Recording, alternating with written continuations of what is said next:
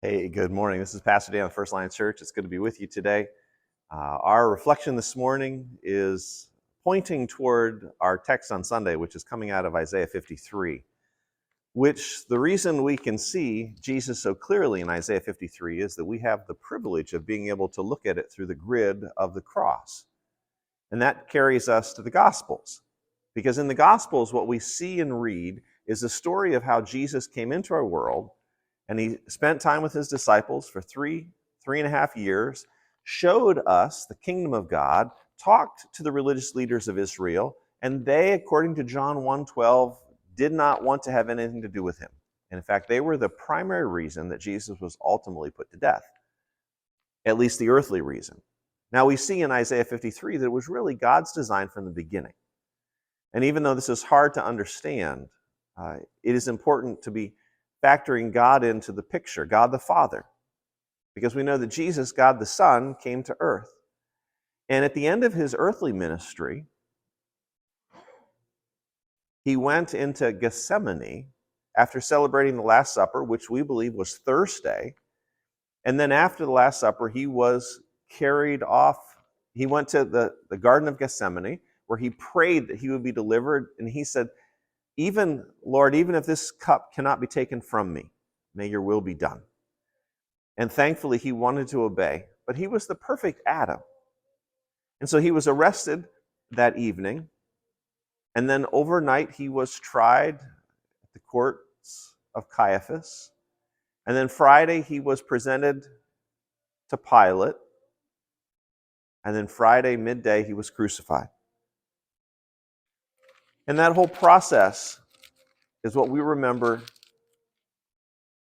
on Resurrection Sunday, that he went through the process of giving his life, that he fulfilled the scriptures, that he was in the grave 3 days, just as he said he would be, and that he would come again out of the grave.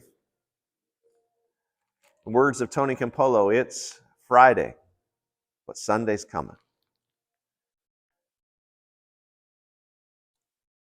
You know, when Jesus died, in Matthew chapter 27, he cried out in a loud voice, Eli, Eli, lama sabachthani, which means, my God, why have you forsaken me? This was the only time at which God turned his back on his son, Jesus, as Jesus carried the sin of all mankind.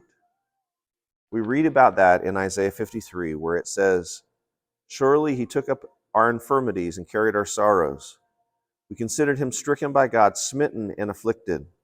But he was pierced for our transgressions. He was crushed for our iniquities. The punishment that brought us peace was upon him, and by his wounds we are healed. All we like sheep have gone astray. Each of us has turned to his own way, and the Lord has laid on him the iniquity of us all. I hope you'll come on Sunday as we remember the Lord's victory over death.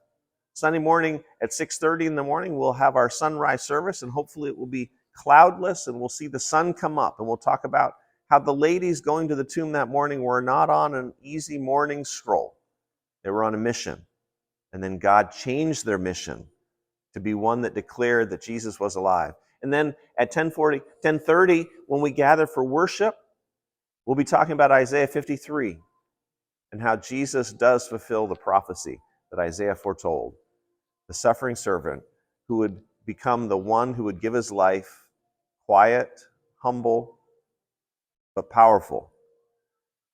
Isaiah 53. Lord willing, we'll see you on Sunday. The Resurrection Sunday is coming. God bless you. This is Pastor Dan with First Alliance Church. I trust your weekend is good. Don't let the rain bother you. It might be raining where you are. I don't know. It's raining here in Raleigh.